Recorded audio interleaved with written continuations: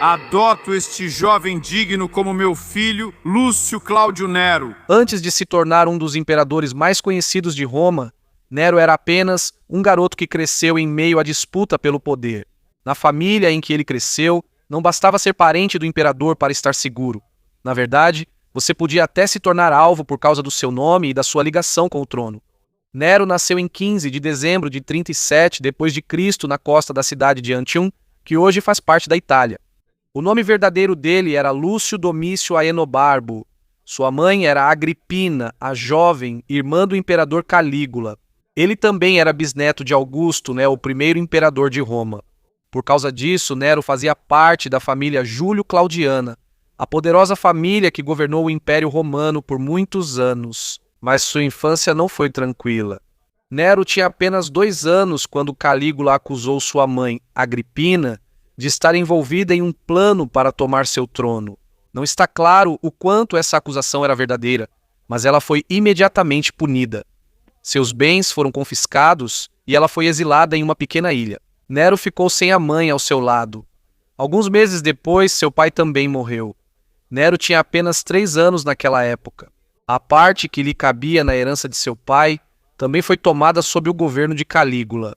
De filho de uma das famílias mais poderosas de Roma, de repente ele se tornou uma criança que dependia apenas de sua tia. Segundo o historiador romano Suetônio, 2 tutores incomuns foram os primeiros a cuidar e ensinar Nero, um dançarino e um barbeiro. Na Roma antiga, famílias ricas desprezavam os artistas. Por isso, essa história mostra o quanto o status de Nero caiu depois que ele foi exilado por sua mãe. Mas é importante lembrar que muitos dos detalhes sobre a vida de Nero foram escritos por historiadores depois que ele morreu. A maioria deles estava ligada a pessoas que eram contra o seu governo. Por isso, nem todas as histórias assustadoras sobre ele devem ser aceitas imediatamente como a verdade completa. O que é claro é que Nero cresceu em um mundo cheio de medo e traição. Seu tio, Calígula, tornou-se imperador no ano 37 d.C. No começo, muitos ficaram felizes com seu governo. Ele também era filho do famoso general germânico, por isso tinha grande confiança dos soldados e dos romanos comuns. Mas com o tempo, ele fez muitos inimigos. Ele foi acusado de ser cruel, impulsivo e desconfiado. Quando suspeitava que alguém era inimigo, essa pessoa podia perder o cargo, a riqueza ou até a vida. Nem mesmo seus próprios irmãos escaparam de sua ira. Por causa disso, a pouca idade de Nero não serviu de proteção. Como parente próximo do imperador e descendente de Augusto, ele também podia ser visto como uma possível ameaça ao trono. Tudo só mudou em 24 de janeiro de 41 d.C. Enquanto Calígula caminhava por um corredor perto do Monte Palatino, ele foi atacado por membros da Guarda Pretoriana, a força especial que deveria proteger o imperador. Ele foi esfaqueado repetidas vezes até morrer. Sua esposa e seu filho pequeno também foram mortos para que não houvesse nenhum herdeiro direto que pudesse se vingar ou reivindicar o poder. Ele tinha só 4 anos quando foi esfaqueado. Com a morte de Calígula e o fim do exílio de Agripina, ela pôde retornar a Roma e se reunir novamente com seu filho. Grande parte da riqueza que Nero havia perdido também lhe foi devolvida. Mas isso não significava que suas vidas se tornariam pacíficas. O novo imperador era Cláudio, tio de Agripina e irmão de seu pai. O jovem Nero ainda não sabia que essa mudança o aproximaria da posição mais poderosa de todo o Império Romano. De uma criança que quase perdeu o nome, a família e a riqueza, ele seria gradualmente preparado para o trono. E a pessoa que faria de tudo para colocá-lo lá não era outra senão sua própria mãe. Agora, após a morte de Calígula, a Guarda Pretoriana declarou Cláudio como o novo imperador. Ele era tio de Agripina e bisavô de Nero por casamento. Para ficar mais claro, ele era irmão do pai de Agripina. Uma das primeiras coisas que Cláudio fez foi trazer Agripina de volta do exílio. Finalmente, Agripina pôde se reunir com seu filho novamente. Eles também recuperaram grande parte da riqueza e do status que haviam perdido durante o reinado de Calígula. Mas Agripina sabia que a sorte deles poderia mudar novamente. Ela já perdera dinheiro, família e liberdade por decisão de um imperador. Por isso, passou a criar suas próprias conexões em Roma. Ela se casou com o rico oficial romano, Caio Salustio Pacieno Crispo.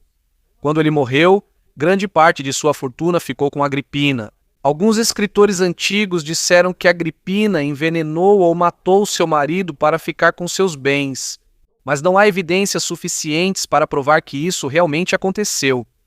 É possível que isso faça parte apenas de histórias criadas para retratá-la como gananciosa e perigosa. O que está claro é que ela se tornou uma mulher rica e poderosa. No ano 48 depois de Cristo, Cláudio matou sua esposa, Misalina, após acusá-la de traição. Ela foi acusada de infidelidade e conspiração contra o imperador. Cláudio ficou sem esposa enquanto seu filho britânico ainda era jovem. Foi aí que Agripina viu a oportunidade de aproximar Nero do trono. Em 49 depois de Cristo, Cláudio se casou com sua própria sobrinha, Agripina. Esse tipo de casamento não era comum em Roma. Foi necessário até que o Senado aprovasse uma mudança na lei para permitir isso. Não sabemos ao certo qual era o verdadeiro motivo de Cláudio. É possível que ele quisesse unir as duas partes da família deles. O nome de Agripina também era forte porque ela era filha do famoso general germânico e parente direta de Augusto. Para Agripina, a grande vantagem do casamento era clara. De mulher exilada, ela se tornou esposa do imperador e, acima de tudo, aproximar Nero do poder. Em 50 depois de Cristo, Cláudio adotou formalmente o filho de Agripina. A partir de então, o antigo Lúcio Domício Aenobarbo passou a ser conhecido como Nero Cláudio César. Não foi apenas uma simples troca de nome. Por causa da adoção, Nero tornou-se filho legítimo do imperador, mas ele também era mais velho que Britânicos, o filho biológico de Cláudio. Por causa disso, Nero começou a ser visto como um candidato mais forte para se tornar o próximo imperador. Aos poucos, Nero foi recebendo títulos e responsabilidades. Ele foi apresentado ao público como um jovem pronto para liderar. Seu rosto apareceu nas moedas, ele participou de cerimônias importantes e foi apresentado aos soldados e líderes políticos de Roma. Agripina também contratou pessoas excelentes para ensinar seu filho. Um deles foi Sêneca, um famoso escritor e filósofo. O outro foi Sesto Afrânio Burrus, que se tornou o chefe da guarda pretoriana. Com a ajuda deles, Nero aprendeu oratória, leis e métodos de administração.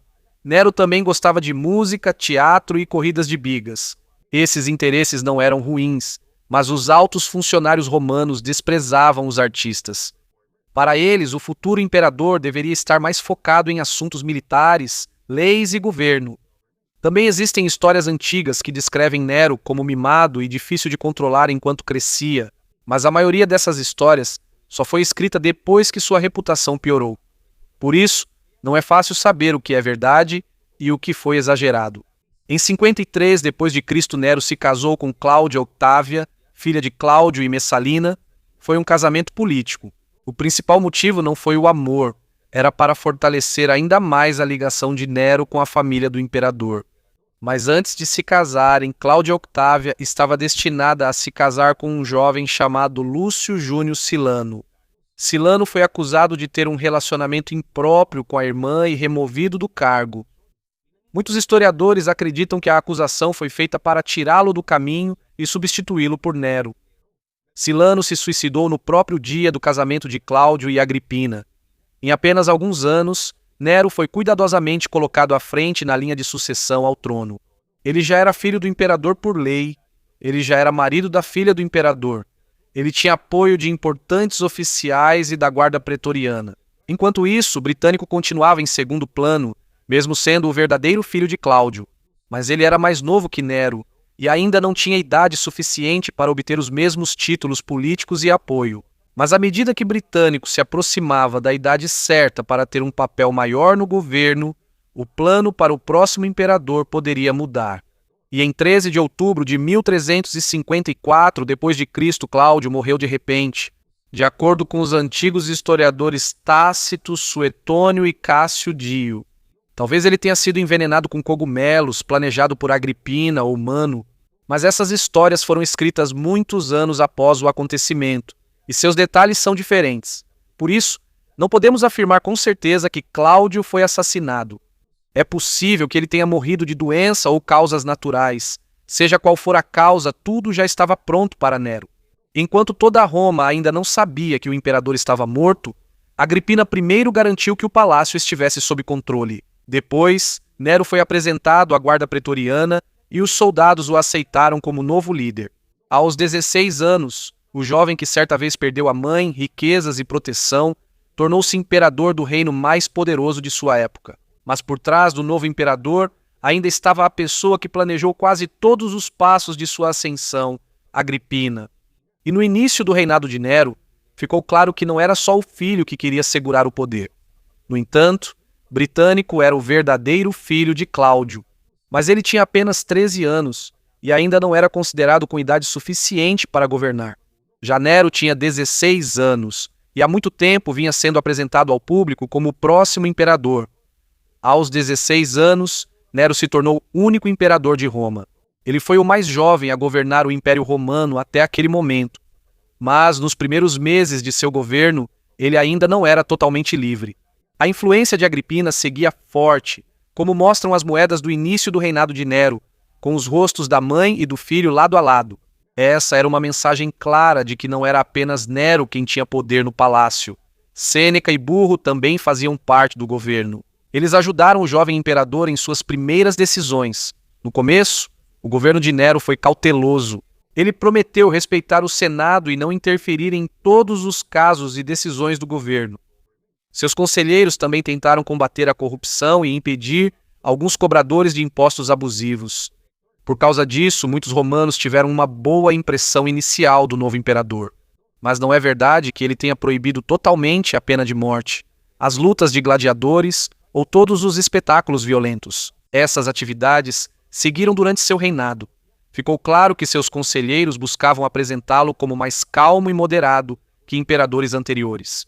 Enquanto o governo parecia bom por fora, havia uma intensa luta pelo poder dentro do palácio. Agripina queria que seu filho continuasse a obedecê-la, mas à medida que Nero envelhecia, ele sentia cada vez mais que não precisava permanecer sob o domínio de sua mãe.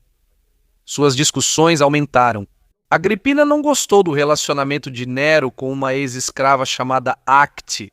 Para ela, isso poderia arruinar todos os planos que ela havia feito para a família deles. Mas em vez de obedecer à sua mãe, Nero apenas se afastou ainda mais. Funcionários de Agripina foram removidos do palácio, ela perdeu os guardas pessoais e seu papel no governo foi diminuindo. Por causa disso, dizem que Agripina voltou a se aproximar de Britânico. É possível que ela tenha usado o jovem filho de Cláudio como um aviso para Nero. Se ela não fosse obedecida, poderia apoiar outra pessoa com direito ao trono. Isso seria perigoso para Nero.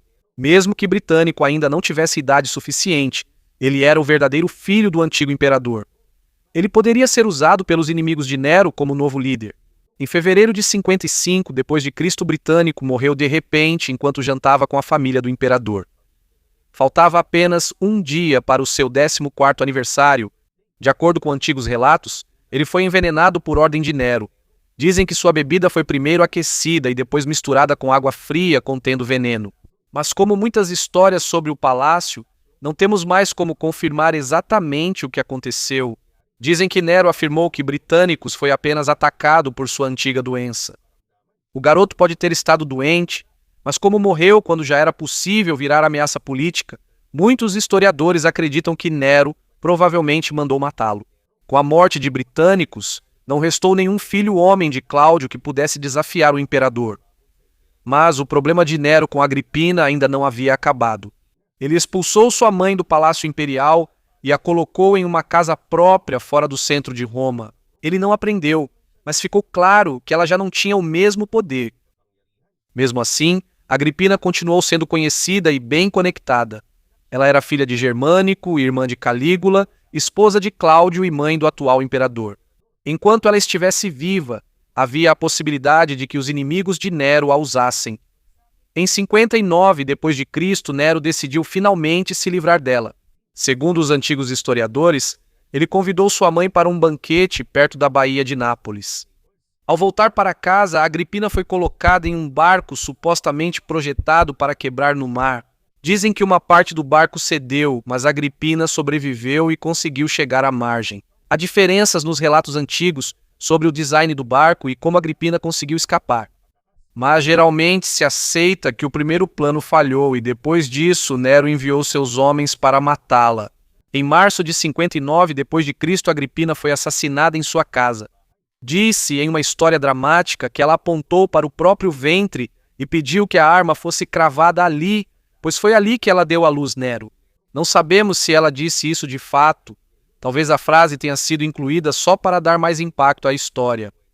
Após o assassinato, o governo afirmou que Agripina teria tramado contra a vida do imperador. Sua morte foi apresentada como um ato de autodefesa de Nero. Mas para muitos romanos, a verdade mais simples era clara. O imperador mandou matar a própria mãe. Mesmo assim, o governo de Nero não caiu imediatamente. O Senado e os militares até enviaram mensagens de apoio a ele. Isso mostra que, na política romana, às vezes sobreviver e manter-se em bons termos com o imperador era mais importante do que buscar a verdade. Ao mesmo tempo, Nero ficou ainda mais livre. Agripina já não estava lá para impedi-lo. Sêneca e Burro ainda estavam ao seu lado. Mas aos poucos, a capacidade deles de controlar o imperador também foi diminuindo. Nero passou a dedicar mais tempo às coisas que gostava. Ele gostava de cantar, tocar lira, escrever poesias, atuar e participar de corridas de bigas. Hoje em dia, é normal um líder ter interesse por música e esportes, mas a elite romana via isso de forma muito diferente. Para eles, o imperador deveria demonstrar dignidade, disciplina e força. Os atores, cantores e condutores de bigas tinham um status baixo na sociedade deles. Por isso, quando Nero começou a se apresentar em público, muitos senadores viram isso como uma vergonha para o cargo de imperador. Isso não significa que todos o odiavam.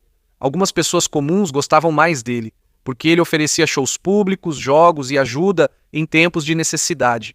Ele também tinha forte apoio em algumas partes do Império Romano do Oriente, onde a música grega, o teatro e as competições atléticas eram mais aceitos. Aqui podemos ver por que as lembranças sobre Nero são diferentes. Para muitos senadores ricos, ele era um imperador que não tinha respeito pela tradição. Já para alguns romanos comuns, ele era um jovem governante mais próximo do entretenimento e da vida das pessoas comuns. A maioria das histórias escritas sobre ele veio da alta sociedade. Por isso, é preciso ter cuidado ao aceitar cada história como a verdade exata. No entanto, isso também não apaga os assassinatos ligados ao seu governo. Em 62 d.C., Burrus morreu. Não está claro se isso foi devido a uma doença ou se houve outro motivo. Depois disso, Nero perdeu ainda mais uma das pessoas mais importantes que o impediam de tomar decisões erradas. Aos poucos, Sêneca também se afastou do governo. No mesmo ano, Nero se divorciou de Cláudia Otávia.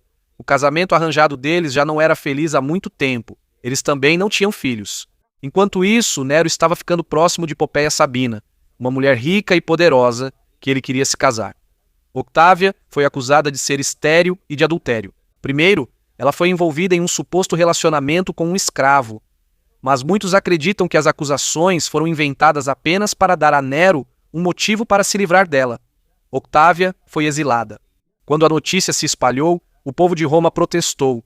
Eles amavam Octávia porque ela era discreta, filha de Cláudio e legítimo símbolo da antiga família imperial. Enquanto isso, espalhou-se o boato de que ela poderia ser reconduzida como imperatriz. O povo chegou a destruir algumas estátuas de Popéia, e novamente as imagens de Octávia foram decoradas. Nero não gostou nada disso. Alguns dias depois, Octávia foi novamente acusada de traição. Ela foi exilada na ilha de Pandatéria e mandada matar em junho de 62 d.C. Ela tinha apenas 21 anos de idade.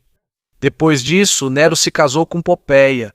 Eles tiveram uma filha, mas o bebê morreu apenas alguns meses depois. O imperador ficou profundamente triste com isso. Em menos de 8 anos no trono, Britânico, Agripina e Octávia já estavam mortos.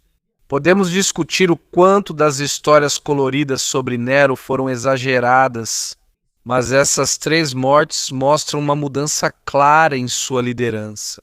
No começo, ele tinha conselheiros que impunham limites ao seu poder. Agora, quase não restou ninguém capaz de lhe dizer não. E na noite de 18 de julho de 64 d.C., a tragédia começou de verdade. O nome de Nero ficaria para sempre ligado à destruição de Roma. Um grande incêndio se espalhou a partir dos arredores do Circo Máximo.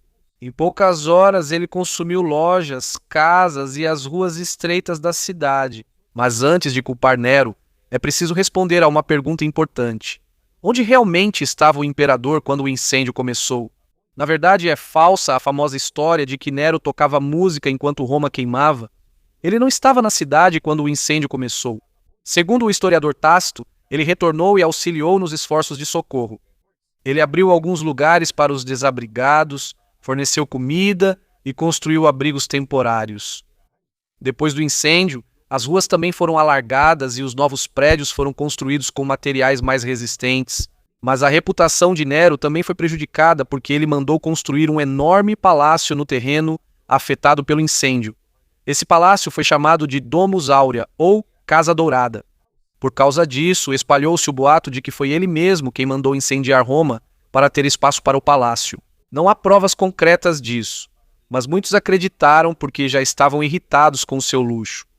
Para tirar a culpa de si, Nero puniu o pequeno grupo de cristãos em Roma. Segundo Tácito, alguns foram lançados às feras e outros foram queimados vivos. Não se sabe o número exato de mortos, mas está claro que a punição foi cruel.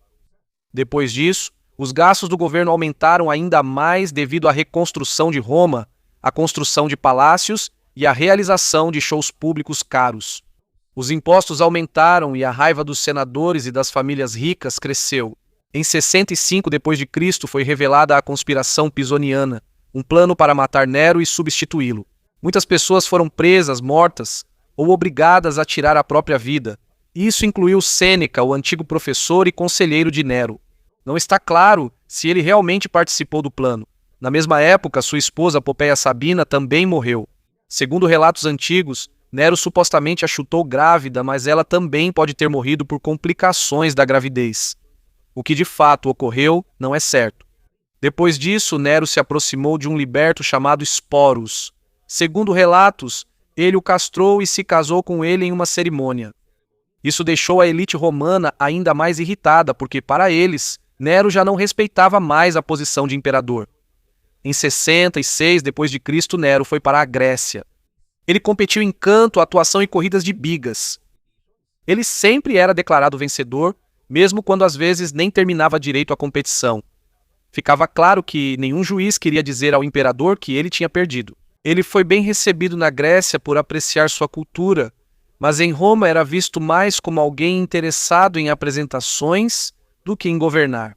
Quando chegou o ano de 68 d.C., começou a rebelião. Na Gália, Gaius Július I e Gaius Vindex se rebelou e apoiou Galba, o governador de uma parte da Espanha. Vindex foi derrotado, mas o apoio a Galba cresceu. Depois, Nero foi abandonado pela guarda pretoriana, pelo Senado e por vários soldados. Quando viu que ninguém mais queria lutar por ele, Nero fugiu de Roma. Ele se escondeu na casa de um liberto chamado Faon. Enquanto isso, ele foi declarado inimigo do Estado. Isso significava que ele poderia ser preso e morto. No final, em 9 de junho do ano 68 d.C., enquanto os soldados se aproximavam, seu liberto Epafrodito o ajudou a se apunhalar no pescoço. Nero tinha apenas 30 anos. Com sua morte, terminou a dinastia Júlio-Claudiana, a família que começou com Augusto. Mas Roma não ficou em paz. Em apenas um ano, 4 imperadores se revezaram no poder. O ano de 69 d.C. ficou conhecido como o ano dos 4 imperadores. Isso mostrou que Nero não era o único problema. Roma também não tinha um método claro para escolher um novo governante. As pessoas também tinham opiniões diferentes sobre Nero. Ele foi odiado por muitos senadores e historiadores por causa de seu luxo, assassinatos e desconfiança. Mas alguns cidadãos comuns e pessoas das províncias orientais continuaram a apoiá-lo por causa dos espetáculos públicos e da ajuda que ele deu após o incêndio. Por isso, é possível que algumas histórias sobre ele tenham sido exageradas por seus inimigos, mas isso não apaga os acontecimentos importantes. Sob seu governo, britânicos Agripina e Octávia morreram. Os cristãos foram torturados e muitas pessoas foram mortas após a conspiração contra ele. O verdadeiro problema de Nero não era só ter se tornado imperador jovem. À medida que seu poder crescia, as pessoas que podiam detê-lo também iam desaparecendo aos poucos. E quando ele perdeu totalmente o controle, deixou Roma dividida, com medo e mais uma vez lutando pelo trono. E só para acrescentar antes de terminarmos. Segundo Tácito, Ele mandou que alguns cristãos fossem jogados aos animais selvagens e também queimou outros. Não se sabe o número exato de mortos, mas está claro que a punição foi cruel. Essa perseguição foi uma das razões pelas quais Nero se tornou um símbolo do mal na tradição cristã. Há também estudiosos que o associam ao número 666 no livro do Apocalipse. Quando o nome Nero César é escrito usando algumas letras hebraicas e cada letra recebe um valor numérico correspondente, o total pode resultar em 666